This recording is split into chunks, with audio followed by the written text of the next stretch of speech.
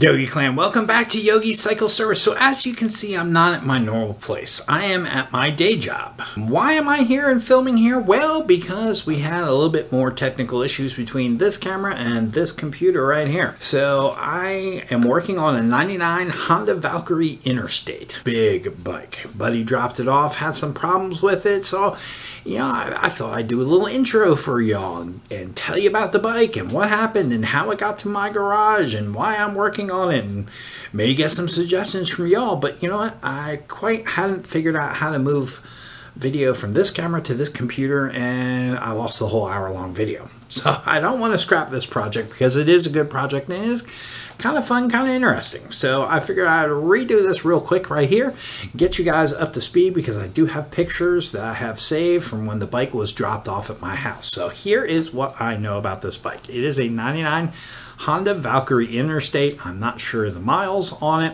From what he told me back in May, it had hydrolocked and broken the starter gear on it. So that I do know and that I am aware of.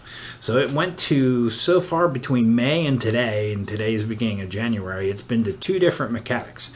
Both have worked on it and none have finished it. Apparently, from what I understand, the hydrolock issue was finished. They put a new petcock on it because apparently the petcock was leaking. It would fill up the cylinder.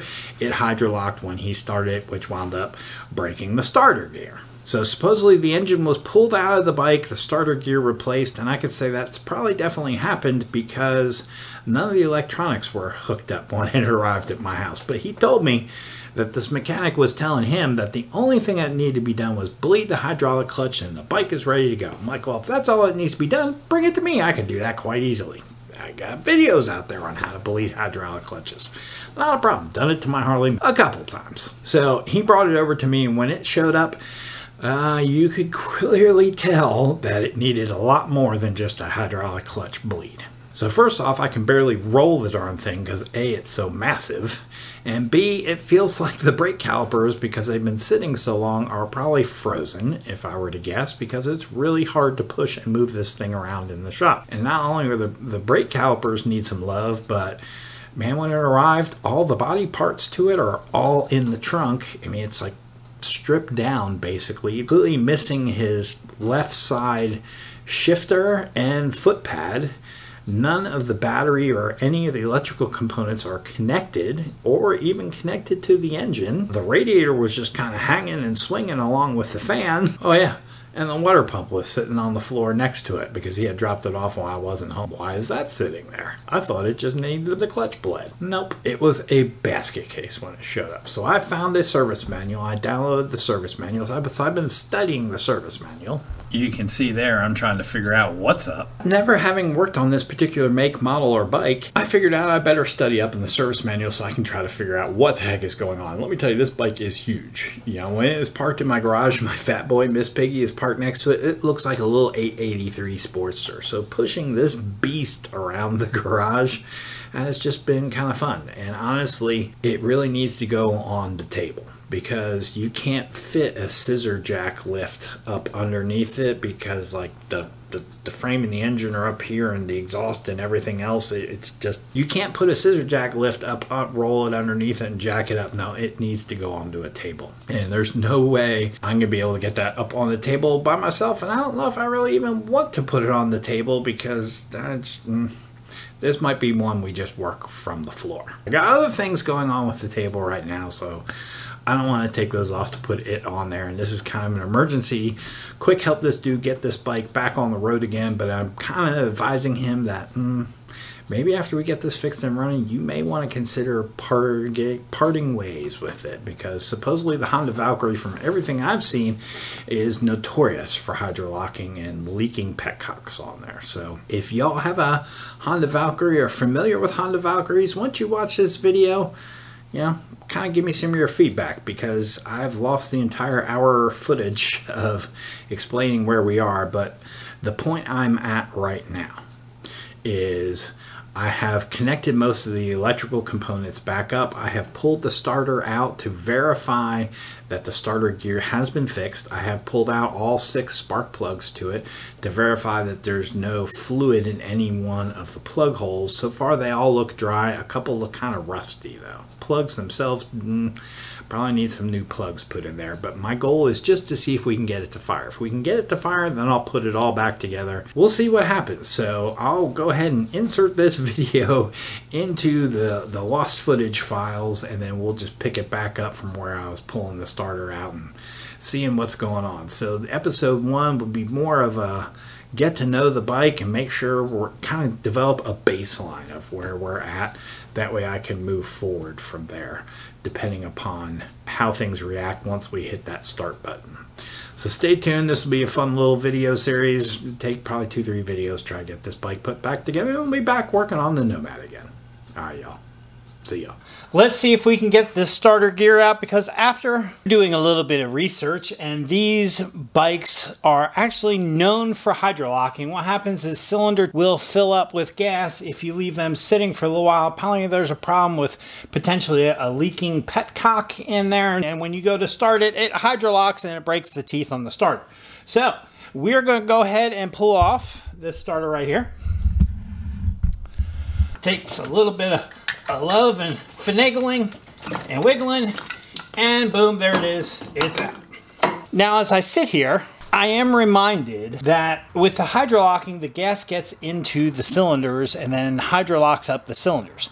The one thing I've noticed is I've been sitting here, I smell gas. So I was told that the petcock was replaced, but boy, it still smells kind of gassy.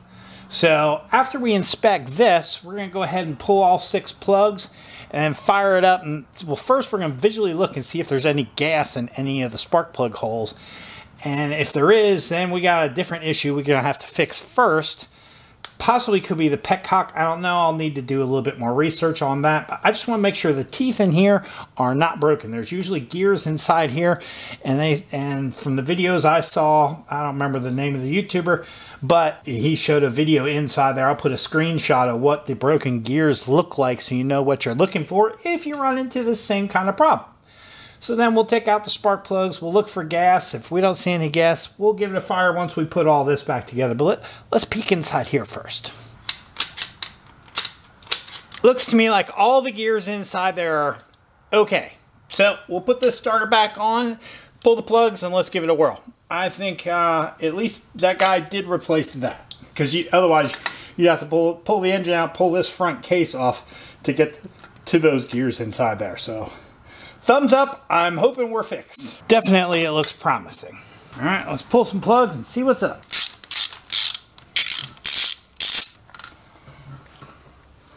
Well, that one's pretty crusty. That looks pretty snasty, doesn't it? I don't know if it's focusing on it. Pull this one. This is the one I'm afraid might have gas in it. Well, it doesn't look wet. Well, both holes look dry. Nasty on the top, but not too bad on the inside. I would still recommend replacing them though. Okay, so that's really good news that the spark plug holes are dry. Yes, the spark plugs may be looking kind of sketch, but at least the holes are dry. I can get new plugs in the next couple days. We know that the starter gear is replaced. The next thing is going to be fixing this rat nest, a mess, and trying to get this put back together, get the battery back in. I've had the battery over there on the table charging for 2 days now. Let's get this battery box back in. Let's get all these electronics kind of plugged back together. That way we can kind of figure out where we're at and what's going on, and then see if we can't get it to crank. Plug number 1 looks dry. Plug 2 so far looks all right. Plug number 3 looks kind of sketch. I believe everything's dry in there. It looks rusted in there. All right, y'all. I think we're going to call it for a wrap today. We got pretty far on it tonight. We verified that the starter and the gears in there are good. We got the battery box put in. We got the electricals all plugged in.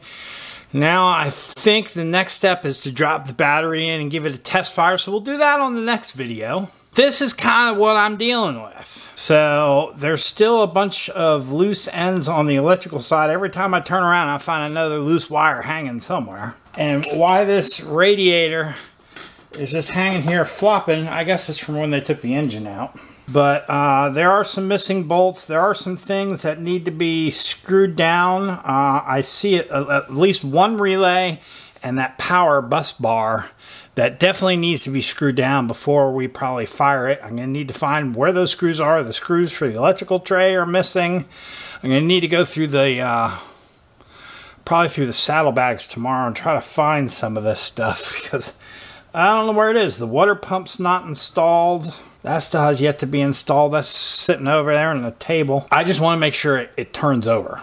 As soon as it turns over, we can put the water pump back on and just start buttoning it back up. So I mean, if it cranks, you know, we could be done in probably 2 hours. He can give it a bath when he gets it back home. I mean, it was kind of dropped off in this kind of condition, so I just want to get the thing running. My advice to him is I would probably trade this in. You know, let's put some new plugs in it. Let's get it to start. Let's get it to run. Then let's get it traded in.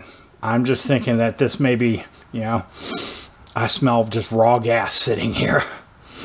So the hydrolock issue may be solved, but it's still, there's gas somewhere.